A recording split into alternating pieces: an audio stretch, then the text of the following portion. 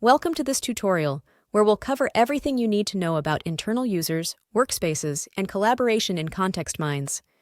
We'll go step by step to show you how to manage team members, set permissions, and effectively share and edit maps with your colleagues. Alright, first things first. What exactly is an internal user? Think of them as your in-house team members or close collaborators. If you're working on a shared project, you can even add clients temporarily. But keep in mind, adding internal users follows our fair use policy.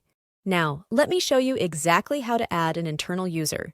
It's super simple. Click on your profile icon in the top right corner. Select Manage Subscription. Click Manage next to Additional Internal Users. Paste the email addresses of the users you want to add. Pro tip: you can add both existing ContextMinds users and brand new users. If they don't have an account yet, they'll need to sign up first. But don't worry, it's quick and easy. Once they're added, internal users will share your subscription limits. But here's something important: they don't automatically get access to your maps or workspaces. That's where workspaces come in. Unlike internal users, workspaces are separate collaborative environments where access is set at the folder level. This means that a map in the workspace is visible to members only if it's placed in a folder. So, how to create a new workspace? Go to the dashboard. Click on My Maps and select Create Workspace. Name your workspace and, if needed, invite team members. Here's how you do it. Click on the workspace name. Select Manage Workspace. Go to the Members tab and enter their email. Quick tip: if your teammate hasn't created an account yet, they'll need to sign up first. You can also add multiple users at once by clicking Mass Import. Permissions for editing and viewing maps are managed at the folder level. First, check the existing teams in your workspace. You can either create a new team or use the default Everyone. After that, go back to Dashboard and click the small arrow next to Folder, select New Folder, and enter a name for your folder.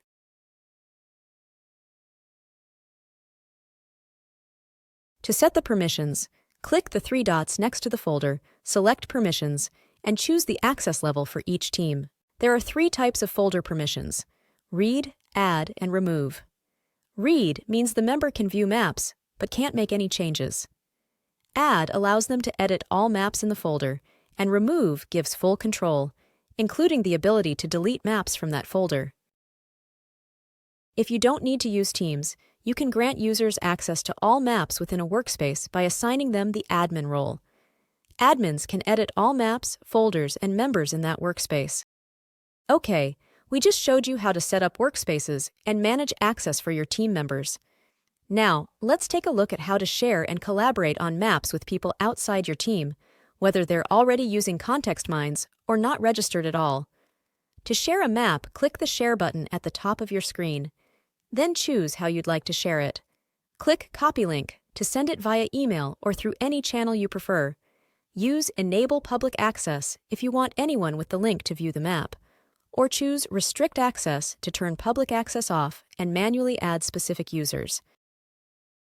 If you need extra security, generate new link to invalidate the old one. Important: if you generate a new link, anyone with the old link will lose access, unless they're part of your workspace. Before we wrap up, I want to quickly mention custom domains. If you're running a business, you can set up ContextMinds under your own company's domain, so everything looks more professional and branded. To set up a CNAME for your custom domain, we'll need two things from you: your logo and favicon.